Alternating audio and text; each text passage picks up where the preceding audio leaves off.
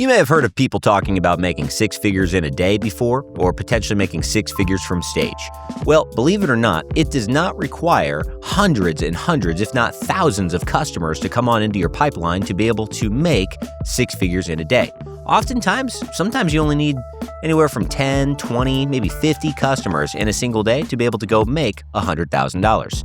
And believe it or not, depending on where you're at, you may be closer to this being a reality than you'd realize. Now, obviously, I cannot make any sort of income claims or promises that you're going to be able to go make six figures in a day. However, today I will be handing down a series of lessons and more so planning processes and all of the steps required that we have seen other clients go through to hit multiple six figures in a day, even seven figures in a day. Once again, not making any sort of income claims. I don't know who you are. This is just a video, but I will be handing down lessons to you so that you could actually get clarity on what it would take to go be able to make 100K in a day. Let's go ahead and dive on in. All right, so for this video, we're going to try to break this down into 5 core phases. And the first one, while is probably going to be the thing that a lot of people leave out of the equation, I will say this: the 5th phase is probably one of the most important phases that most people want to intentionally leave out of the equation. So please stay to the end because this is going to be extremely helpful, especially that 5th and final step. So let's go ahead, dive on in with step number 1. Step number 1 is going to be do the math. Once again, do the math. All right. Many people will try to go plan out some sort of a marketing funnel or some sort of a launch or a promotion and hope that it's just going to crush. They hope that it's going to make them a bunch of money, but they've never actually broken down the math. So for a $100,000 day, it's actually relatively simple. You could make this in a bunch of different ways. You could technically have 100,000 customers pay you $1 in a day, and that's going to be a lot of work and a lot of time to make that happen. However, you could have, 10 customers pay you $10K in a day. All of a sudden, that $100,000 day seems significantly more simple. Now, obviously, if you need help creating a higher ticket offer, we do have other videos on this channel. We do have other episodes on this show that we've talked about creating $5,000 and $10,000 offers before. So feel free, go subscribe to the channel and you can check those out. But today, we're just going to talk about, in general, more so principles. And so, once again, going back to the offer price point, as you can see, it's going to be significantly easier and significantly simpler for you to be able to hit maybe a 6 or potentially even a 7-figure day if you have a higher ticket offer. You don't need as many customers. So my personal favorite, just from the offers that we've seen create 6-figure days, usually they are priced as low as $5,000, as high as maybe 15 to even 25 grand. These are probably the sweet spot for offer price points because you don't need a ton of customers to be able to make it happen, but it's also not such a high price point that it's impossible to find the customers that can afford it. So then once you understand, let's just say for easy math that you want 10 customers to pay you $10,000 in a day. And let's say that you have your offer ready and your offer is priced at $10,000. Well, then we get to reverse engineer it. And we will be using a virtual event sales process. Obviously, you could use whatever you'd like. If you want to use a call funnel, you could do that. Obviously, you're going to have a certain number of calls that you'd need booked and everything. And that's all great and dandy. But today we're going to be talking about paid events or virtual events to be able to make this happen. And so in this case, if you wanted 10 customers to pay you the $10K, well, then you reverse engineer and say, well, what do you think that you'll sell from stage? Like, what's your conversion rate? If you have 100 people that see your pitch or that hear your offer and 10 take you up on that, obviously that would be a 10% conversion rate from stage, which I think is relatively healthy. That's not always going to be accomplished on your first time that you ever pitch from stage. But if you actually start to practice selling from stage and you start to dive on into that entire ecosystem or dive on into the world of stage selling, it's definitely possible to get 10% conversion rates from all of the people in the room. But obviously, if you'd prefer, you'd want to be a little bit more conservative. Maybe you start off with 5%. Maybe you already know a whole lot about selling from stage, and maybe you want to use a 20% conversion rate. Regardless, you understand you're just going to have to maybe model out a few different scenarios of what you think you might convert at. For the sake of this example, let's say that you convert 10%. Well, that means that if you want 10 customers and you convert at 10%, that means that you need 100 people to see your offer. okay? And that means that if you have 100 people that need to see your offer, you also have to reverse engineer and factor in your show rate. See, not every single person that signs up for your presentation or not every single person that buys a ticket to attend your event will actually show up. In the world of paid virtual events, oftentimes people see somewhere between a 50 to a 75% show rate on their virtual presentations if they are charging for attendance. And so if you want to use the conservative numbers here, I'd probably assume a 50% show rate, at least as of now when recording this. It is March 28th of 2026. So obviously these trends may change over time, really depending on whenever you're watching this. So if we need 100 people to see the offer and you know that you're going to have 50% roughly will actually show up and see the offer, that means that we actually need about 200 people to buy a ticket for your event. It's as simple as that. So now we've done the math and you understand that you need 200 people to buy a ticket. Now we have clarity on all of the kind of core KPIs that need to be hit in order to make this $100,000 day a potential reality. So now we can move on to step 2, and step 2 is actually designing your event. So when you're designing your event, it is going to be multiple components that are technically in this step, just to be very transparent with you, right? You need to actually come up with a title for your event. You need to actually come up with your sales page. You need to write the sales page for selling tickets for your event.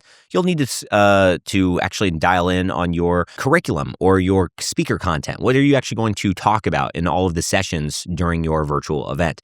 You'll also need to build out the tech and the automations and making sure that once someone buys a ticket, they actually get signed up for maybe your Zoom webinar presentation. There's some tech and build out and everything as well. So those are kind of the core components into designing and building out your actual event. I do have other videos on, all of the softwares that we use on this. I have other videos on kind of the core process for how we actually come up with event names. I do encourage you, once again, subscribe to the channel if you'd like to check out some of those other videos. For example, one of the most integral parts of this entire planning process is doing some market research. One of the biggest mistakes that people make when they're trying to design and plan out for their event is they'll come up with this event name that they feel from their gut that is just going to sell really well. They just think that it's going to work really, really well, as compared to using cold, hard data. I always say, I don't care to be right. I just want to make money and get results. Okay, what I mean by that, I'm happy to check my ego at the door every single day, and I want to make data-driven decisions. And so we actually like to use market research data to decide how we should name our event. And then that market research data also helps us write a good sales page. So highly, highly, highly encourage, go watch that other video on the channel to understand how to do that. Okay, so after you've actually gone through step 2, right? You've planned out your speaker outline. You've planned out your event sales page. You have all of your marketing automations, all of your email automations kind of planned out and ready to go.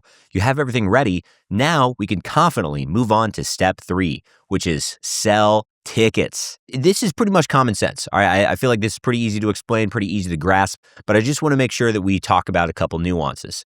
Number 1, we talked about earlier in the planning process and specifically the math that we would need maybe 200 tickets in this example to be sold in order to be able to make a $100,000 day a potential reality, given the numbers and kind of the KPIs I set up. So if we need 200 tickets, there are multiple ways you could sell those, right? There are organic marketing strategies you could use. You could use your Facebook and your Instagram and maybe your LinkedIn. You could use your email list. You could use your SMS list. You could use paid ads. I personally am a huge proponent of paid ads. We have extensive data on why we like to use paid ads. It is ultimately, though, it's one of the highest leverage things you can do. It is one of the most predictable ways to sell tickets. You never have to tap out your audience. You never have to rely on affiliates or JVs to do the promotion for you. Paid ads are predictable. They're high leverage and they are repeatable. So that's why we like to use them.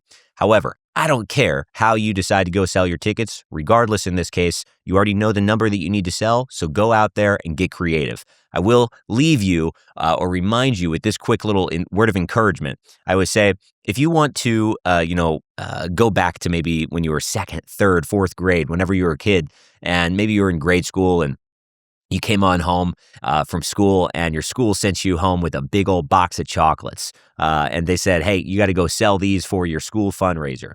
You're likely not going to come on home. You got this box of chocolates and you're not going to say, well, dang, like, I don't have an email list. I'm not going to be able to sell these. Or, well, I don't have an ad budget. I'm not going to be able to sell these. You're going to get creative. You're going to go out there and knock on some doors and make some simple offers. And that, at the end of the day, is this core process. You don't have to overcomplicate this. Go out there, make some simple offers, show people that you have this event, help them understand what problems you're solving, make it very clear on what the outcome of the event should be for them. And the right people will say yes. Obviously, the right people will not. But let's not overcomplicate this. Go out there, promote, and sell some tickets. Last heads up on this. We talk about this in plenty of other videos, but I highly encourage not charging too much money for your tickets. Because once again, we're not trying to make all of our profit when we sell tickets. We're actually okay to lose money when we sell tickets. I would all day long pay $100 to Mark Zuckerberg on Facebook ads if I got one person to pay me $9 for a ticket to my event, because I know that all of the profit is made whenever I make the high ticket offer in a one-to-many fashion. So don't try to, overcomplicate this. Don't try to maximize all your profits when you're selling tickets. Just go out there, get some tickets sold. I highly encourage you, drop your price point. I do like $7, maybe $9 price point for your tickets. They're one of the easiest price points to convert at when you are selling your tickets to cold traffic. And you just might find that selling tickets is just really not as complicated as you might think. Now that moves us on to step number 4, which is host your event. And maybe you say / close some deals. All right. So when you are going into your event week, oftentimes for the virtual events, we do like to do 2-day events. Sometimes you get, hot and spicy with it. Maybe you do a 3-day event, maybe do a 5-day event. And you're going live for, 1 or 2 hours a day. But typically, when we are working with our clients, usually we'll start them off with a 2-day event, and they're making their offer towards the end of day 2. And it's just a simple offer for, hey, if you really enjoyed this experience and you'd like to continue working with us and you'd like to continue the momentum, well, here is our offer and here's what it would look like to work with us. It's very, very simple. However, there are a ton of sales strategies that you should be studying to make sure that you can actually convert very well from stage. Now, on this channel, we have other videos talking about the 5 buyer beliefs that you need to be able to build up within the course of your presentation. One of the big mistakes that people make when they are hosting their event is they try to teach too much of the how content. They're trying to empower their audience to go take action without ever hiring them, which quite literally will not just repel the sale, it actually puts your audience in a worse position because you're encouraging them to not do business with you. You're saying, hey, go try this, this, and this, and then they go try it, and it might not work super well for them because they didn't have all of the ins and outs, they didn't have all the nuances, and they didn't have you there to hold their hand and actually support them through getting past those roadblocks. And if they failed in doing such, oftentimes they say, well, that person's method didn't work for me. And so therefore, now they're left lost and they don't end up returning back to you. So you want to make sure that your event is more so focused on selling people on why your methodology will work for them and showing them all of the opportunities that are made possible when they start to understand your framework or understand how you do what you do, depending on whether you're a life coach or a business coach or a sales coach or a relationship coach, or maybe you're a financial planner. It really doesn't matter. The main thing is you want to help them understand why they have not been able to achieve the specific results they've been after. Help them understand why all of the things that they've been trying to do to solve their problem are ultimately leaving them empty-handed. Help them understand how your offer and your methodology is different and superior to all of the other methods out there. And then also show them that this methodology will actually work for someone like them. They're believing that they're a unique snowflake, and you're going to have to help them understand that despite their self-imposed limitations or why they feel like maybe they haven't been able to get success in the past, that this can actually work for them. And then you'll also obviously have to show them why now is the absolute best time to take action and put this new framework or put this new methodology into practice and start getting the results that they are after. Now, shameless plug on this. This is probably one of the hardest parts that people really struggle with is selling from stage. If you'd like help with this, this is one of the things that we work with all of our clients on. I'm Zach Hesterberg. If you are new to this channel, we do run paidevents.com. And one of the main things that we do is we coach people on this entire process, everything from the market research and making sure that their high ticket offer is actually event ready. So that way they could actually go sell it from stage and they're not relying on word of mouth and referrals, that the way that their offer is positioned that a lot of cold traffic is actually very interested in buying that high ticket offer. We help them understand how to actually go sell tickets. We've sold as many as 15,000 tickets for a single virtual event before.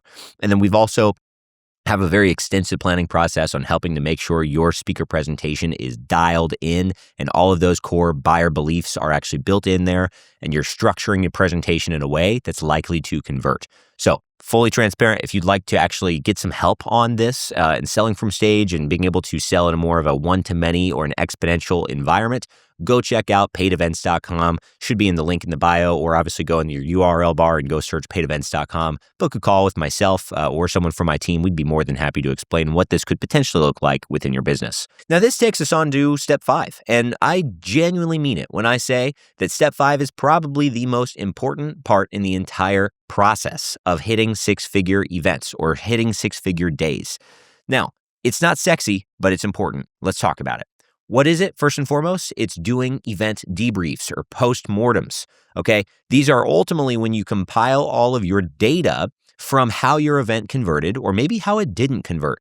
I want to know everything, and you should too. I want to know how your tickets were selling. What was your cost of acquisition when you were selling tickets? I want to know what your show rate was. You need to understand not just what your show rate was, but also your retention rate, from day 1 to day 2. How many people dropped off from day 1 to day 2? There's usually a bit of a drop off. You need to pay attention to that because there are some core bottlenecks that may expose. If you find that you have a huge drop off from day 1 to day 2, there oftentimes is an indicator there that you're either teaching too much or you're overwhelming them, or maybe you're not teasing them well enough for day 2. And so there's some things that might need to be changed there. Also, we need to pay attention to the conversion rate. How many people that heard your pitch or saw your pitch actually took you up on it? We want to pay attention to whether you're pitching them to book a call or whether you are having them go straight to a checkout page and buy something. We also want to look at, if you are doing book a call process, we want to see how many of those people actually showed up for the call. We want to see what your close rate was on those calls. We want to see not just total revenue generated, but we also want to compare that and contrast it to good old cash collected. Because obviously you might sell 10 people into a 10K offer, but if everyone took you up on a 4-pay at $3,000, that actually only means that you'd make $30,000 as compared to $100,000. So we definitely don't want that. And so when we compile all of this data, it may feel daunting or overwhelming. It's not. I promise you. All of the data simply tells a story. It helps you understand what went well and what didn't go well. Most times when people are pitching from stage, they don't always crush it on their first time through. And usually, if your event does not, technically pan out, if it doesn't make you a ton of profit, that's okay. But usually, there's only 1 or 2 things that actually need to be changed. I've seen it time after time where someone will sell a ton of tickets and their ads absolutely crushed. And then they had a great show rate to day 1. And maybe they just simply butchered something toward the very end of day 1. And because of it, hardly anyone showed back up for day 2. But then of the people that showed up for day 2, it actually worked relatively well. But because of the entire, drop off from day 1 to day 2, maybe they found that they didn't make much money at all, or maybe they didn't have, only, 1 or 2 people take them up on their pitch. And in that case, maybe they were, a total net negative, or, they were in the red on their event. And it's very easy for that sort of a person to say, well, dang, like this event flopped. Like it just didn't work at all. And, event selling isn't right for me. And not at all. Oftentimes, it's literally just, hey, we need to go change 1 or 2 things to the very end of day 1, and all of those people will still show up to day 2, and you'll be good. I've also seen it where we had a client about a year ago now. He had pitched from stage on his first ever event. It was a 2-day event. He had, probably 60, 70 people there, and not a single person bought. It was very frustrating for him. He was very upset. And I watched the recordings on everything because that's one of the things we do in a debrief is we'll go watch the replays of all of our clients' recordings and actually figure out like what went well, what didn't go well, what needs to change. And when I watched it, I said, hey, there were multiple stories he needed to share to shift some of those buyer beliefs that I mentioned earlier. And I was like, hey, you didn't do this one, or this one. Like, what happened? He's like, honestly, totally forgot. Didn't put that into my speaker notes. Happy to do that next time. And he did it the next time. And he had just about the same amount of people there. but he actually made $48,000 in that second event. So he went from making $0 on his first event to $48,000 on his second event with no increase in attendance, nothing else crazy changed. He was literally just telling a few extra stories, and he was able to have a much different result. So what I'm trying to say here with step 5 is you want to look at this as a long-term process. Anytime you go try something new, you are likely to be clumsy at it. You're likely to fail. You're likely to stumble, and that's okay. But you got to commit to getting back up there. You got to commit to going back up to the plate. You got to commit to practicing, and you got to commit to getting better. When you have that commitment level mentality and you continue to seek forward, you continue to do one step at a time, continue to repeat the process and commit to getting better, you're only going to get better, especially if you're using data to make your decisions on what would need to be changed for the second time. So I would encourage you, commit to doing this again. Doing that debrief is going to be the difference, though, as to whether you get the same result for your second event or a much better result for your second event. And obviously, you continue to do those debriefs. So after you do the second event, maybe it crushes. That doesn't mean you just don't do a debrief. You do it again. And you see, hey, maybe there's another adjustment we could make, whether it's in our marketing to lower our cost of acquisition on tickets, or maybe there's something different we could do to increase our show rate. Every time that you rehost your event, there can be little changes you make that will increase the performance or potentially decrease the performance, depending on, what changes you make. And so that is genuinely why I say that the 5th and final step is probably the most important one. So if you take anything at all away from this episode today, it is that designing a 6-figure event is not about luck. It is very intentional. There is a very strategic planning process from doing the math to actually designing out the right event, the right event name, actually building out all the automations, going and selling your tickets with the exact amount of tickets in mind that you need to hit, and then going and selling from stage and showing up well, showing up with a great attitude and actually being able to shift people's beliefs, and then simply committing to the process of rehosting this and getting better. So really, once again, it's about planning, it's about math, and it's about repetition and getting better. If you have that mindset and continuing to redo this, you could really truly make paid events or virtual events a part of your acquisition model that can really exponentially grow your company this year, whether 2026, 2027, and beyond. Once again, if you'd like help with actually hosting these events, building these out within your business, and continuing to be able to convert at a higher level, I would highly encourage go to paidevents.com, and we would love to chat with you on a discovery call. And obviously, if not, feel free, keep watching the videos. We have plenty of other videos on this channel on everything from increasing your show rates to, selling more tickets, to be able to sell better from stage, and so on and so on. So hope to see you in the next video. If not, regardless, go multiply your business this year. Much love. Peace.